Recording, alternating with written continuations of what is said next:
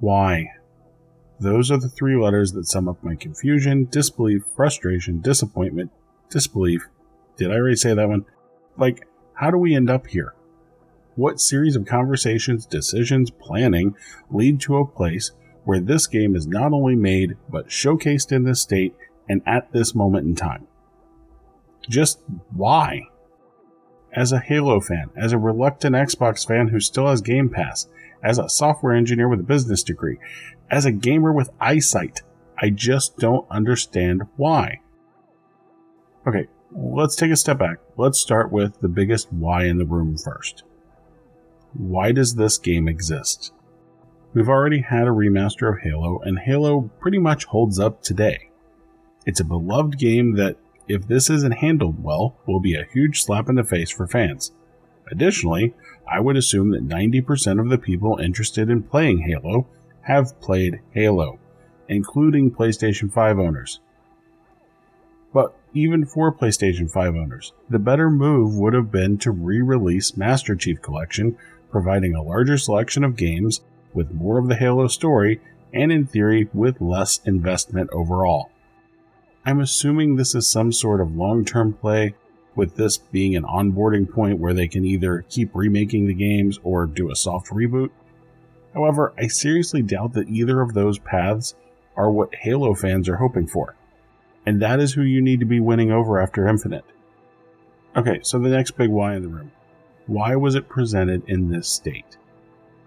The massive frame drops are incredibly noticeable. You can watch it and you know this would feel like absolute shit to play. Then there's the weird texture issues, some odd models, and some art that just, it feels off. I have to believe that senior leadership at Xbox or Halo Studios must have been pushing for this, ignoring developers and engineers that would have been telling them, whatever you do, don't put this in front of anyone yet.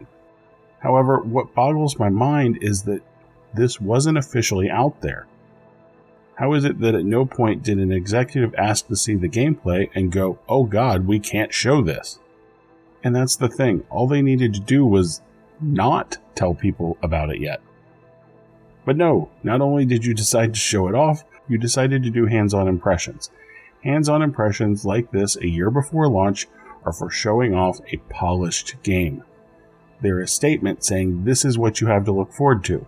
And apparently, this is what we have to look forward to. I don't think they understand. There seems to be this massive canyon of disconnect between the player base and Microsoft/Halo Studios. The biggest one being, do they understand how big of a hole they dug for themselves with previous entries, particularly Infinite, that they now need to dig themselves out of? Instead of finding their footing, 343/Halo Studios has instead released games that were further and further off the mark. People are not optimistic about the future of Halo. You need to be trying to win over existing Halo fans, and this is not how you do that on so many levels. Additionally, the Unreal 5 decision. All those stereotypical Unreal 5 engine things that people hate, that make people hate the engine? Yeah, this is why. Terrible performance, muted visuals, it all kind of looks the same. This is why. Also, campaign evolved? I love the Halo campaigns. A lot. But, I'm concerned because the title heavily suggests that this is a single-player focused experience. And if so, why?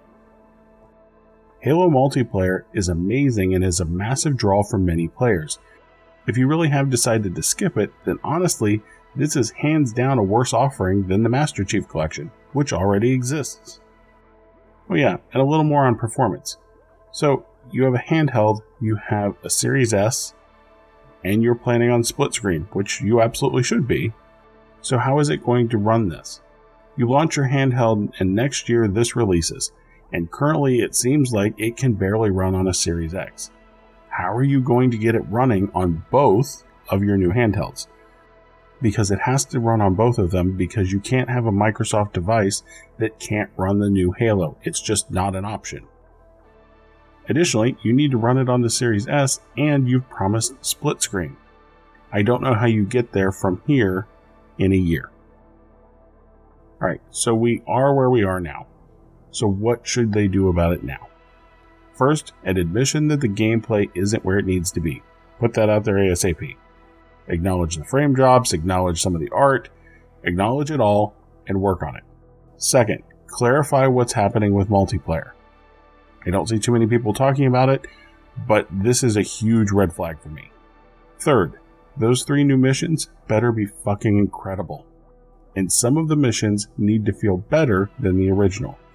Like, you should be dedicating significant time to making those things happen. You need to prove that you can deliver an incredible Halo experience, because Infinite was an okay game, but it was not a good Halo game. Last, delay it.